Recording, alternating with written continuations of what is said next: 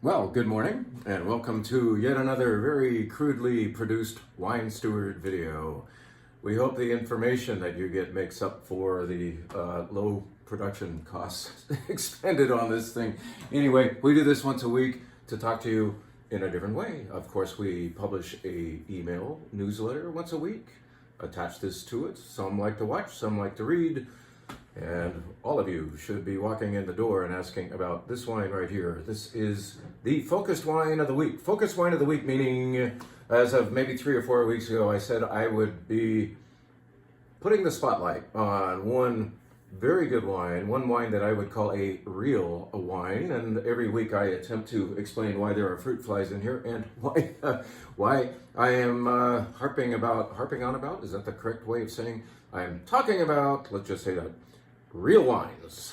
I am tired of the way that our wine industry has devalued wine in the form of huge production brands that are replete with additives and a lot of promotion from movie stars and rock stars and such, and yet have very, very little meaning within the actual bottle. They are just, another fruit fly, I'm gonna catch them.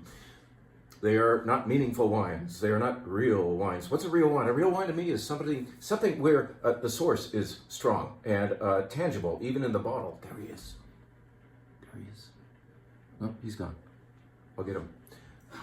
Tangible wine, real wine, is wine that is usually smaller in production, made from a very identifiable source. In other words, you can taste the place, and you can taste the fact that it's a beautiful reflection of the grape from which it's made. And here it is. This real wine of the week is in fact local. This is from the Livermore Valley. As you can see, the label's a bit messed up, and the cork is sticking out. That's because I am using this wine. I consider this a very useful wine. That's another name I am applying to wine. I don't want wines that you take home and look at for the rest of your life on a rack or in your cellar. I want you to go home and use wine. This is useful wine in that it's delicious. It's reflective of location, which is this time around local. We're not going across the pond this time as we might have last week, but instead about 5 miles that away to Page Mill Winery, Page Mill Tempranillo. Yes, Tempranillo. You know, I go on and on about how I believe the Livermore Valley ought to be doing more with Rhone varieties, but I think Spanish varieties also would be appropriately exploited here. You should plant, I think, some more Tempranillo here based on the success of this wine. And in fact, this happens to be my favorite wine ever from Page Mill Vineyard. I'm just saying. Why? Because it reminds me of good Spanish Tempranillo. Tempranillo is in fact Spain's most famous grape, as you probably know. It is their noble grape instead of Cabernet. There's not much Cabernet in Spain. There's a lot of Tempranillo in Spain, all over Spain. And what are the most famous places, the most renowned places for the Tempranillo grape in Spain? Class, anybody? Anybody? Ribera del Duero and Rioja. This particular wine reminds me a bit of both, in that it has the darkness in color of a Ribera del Duero, and it's got the romantic American oak influence that Rioja might impose on its Tempranillos. Yes, a classic Rioja does not use French oak necessarily, but American oak, believe it or not. And this has that. This Page Mill wine agrees with itself in that it has enough robust oak. Sometimes we're trying to keep the voice of oak down so we can taste the grape. Well, Tempranillo happens to need and love a bit of oak enhancement. You know, like I said, sometimes we try to hide that effect. Tempranillo plus oak, good thing. Tempranillo plus American oak, very Rioja remembering thing. It's happening here in this beautiful Page Mill Tempranillo, which is actually tasting better today than it did yesterday. And now let's talk a little bit about a glass that loves this wine, or the other way around. I don't know. This is a Bordeaux glass. See it? You can barely see it, but that's a Bordeaux glass. Now let me show you something. I'm bringing this up for context or reference. Let me show you what I love Tempranillo in. This sucker over here. I only have a few of these at home. We have them on the top shelf in the wine bar. We hardly ever bring them down. But when you have a bold Tempranillo, you need a glass that's almost the size of a decanter. This is, I think, called the 001 glass from Riedel. And it's a beautiful platform for Tempranillos like this. This smells so good. Next day wine, right here. Boom. Even some on my desk in this glass overnight. Smelled beautiful. This grape, Tempranillo, loves air, needs air, and you can tell that it will age well because if it's tasting good the next day, that means it's a durable wine. So you have Tempranillo from Page Mill Vineyard, Livermore Valley as the highlight wine of the week. And that I'm putting this in front of you because it reflects the grape very, very well. It remembers its European heritage and Spain, in other words. It smells damn good. It makes me happy. It's not just like technically correct, it is endearing. They nailed it. Good job, Dane. All right, now, we're not going to go on forever this time. This is not going to be one of those 20-minute long videos. Let's just tell you about what's happening on the wine bar in the form of maybe 2 representations of that wine bar menu that changes absolutely every week, right? So let's tell you that. Drum roll, please. Today, this is Friday, September 20th, which just happens to be International Grenache Day. Yes, one of my absolute favorite grapes in the world is honored on this day. We are honoring it by putting a lot of Grenache-based wines on our wine bar menu. The red wine flight consists entirely of Grenache-based wines, where Grenache predominates. Now, I'm saying based because these are, on the whole, they are all blends. And in fact, Grenache is a little wimpy in color. It's got a thinner skin, and sometimes it likes a little bit of support. It has a support group called Syrah and Mourvedre. There's other players as well, but Syrah and Mourvedre help boost the color and maybe the body of charming, pretty Grenache. But let's show you one that happens to be 100% Grenache on this flight. This guy from a gal.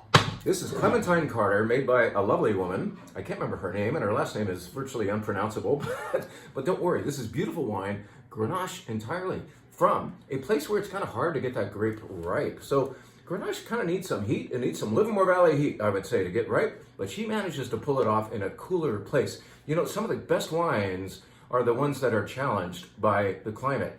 They say that the French, for instance, will grow a grape where it barely gets ripe. It ripens, but only barely. So, for instance, in Burgundy, the Pinot Noirs from Burgundy are a little leaner than what we might make, say, here in Monterey County or up in the Russian River. They're leaner, but they're pristine, they're beautiful, they're fragrant, and we're not really paying attention to body necessarily as much as we are to beautiful scents and flavors.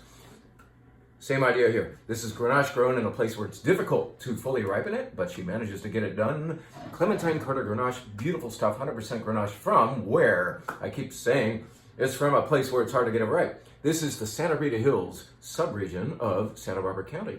Boom. Clementine Carter. This is beautiful. When you see it in your glass, you're going to say, where's the color? You know, and you smell it and you say, oh, screw the color. This smells so good. Anyway, there you go. So, Grenache-based reds on our wine bar red flight. What's happening in the white flight? All kinds of stuff, as usual. We're jumping all over the place, but let's show you one wine that does, in fact, honor International Grenache Day. This is 100% Grenache Gris. Grenache has several mutations, and Grenache Gris is one of them. Called Secret de Schiste. And that does not in French mean secret shit. It means secret of the schist. What is schist? Schist is a slaty soil that predominates here in this area called Côte Catalane in southwest France, very near the Spanish border, as the name implies. You are, in fact, in ancient Catalonia here. Just happens to be on the French side of the border these days, according to the latest maps. And this is 100% Grenache Gris. Now, this wine, which is about to be enjoyed from a bottle that is open, is what I call the perfect fall wine. In other words, we are now, except for this weekend coming up, enjoying days that are a little cooler. The sun is shining at a different angle. The photographers love this time of the year, don't they? And the wines don't, they no longer need to be really zingy and crisp. Yes, this has plenty of bright acidity, but there's a little more oomph in the mouth. This is a beautiful fall wine in that it would go beautifully with fall fare. Just imagine perhaps pumpkin soup, maybe a grilled or what else would you do with a pork chop? A smoked pork chop would kill it with this. This got 20 million points from some reviewer or the other. We were able to capture 2 cases of it. It's very special. I'd never heard of it before. It's really delicious. There's a richness in the mouth, and oak had nothing to do with that richness. This is fruit weight, you might say, in the mouth. I get something herbal, and I get beautiful fruit in the form of white peach, and in the mouth some melon qualities. Let's make sure. Tasty, tasty, tasty. Very special wine, very hard to get. I mean, we've never seen it here at the Wine Steward. I never heard of it, and then boom, here it is. Just in time for International Grenache Day. Well, maybe you're sick of hearing me talk about Grenache. Let's just tell you about one more wine that's on the wine bar. This is a wine offered only by the glass. We do that. We have a menu with a tasting flight, but there are a couple of wines every week that you can only acquire by the glass. We do that. Why? So that you can fully know a wine. All this jumping around with tasting, maybe you don't really fully get any of those 5 wines you're having in the flight. I mean, we hope you do, but it's kind of tough at that level of drinking. So we have these wines here by the glass, including Rath. Rath is back. This is a beautiful Pinot Noir from Monterey County, grown, yes, across the street from being able to be called Santa Lucia Highlands or Santa Lucia Highlands, however you want to say it. Rath Pinot Noir, beautiful stuff, generous, cocktail style Pinot. You might say when you see the color, you're going to say, where is the color? It's a little low in color, kind of like the Grenaches we were talking about, but man, sumptuous in the mouth, and what a perfume coming up out of that glass. The glass shaped like more like a bowl is what we're going to serve this to you, because we do care about glasses. We want the wine to shine as beautifully as possible, so stemware shape is important to us. That's enough for me. I've just gone over 10 minutes. We hope to see you at the wine bar soon. We hope you'll come in and grab some Grenache.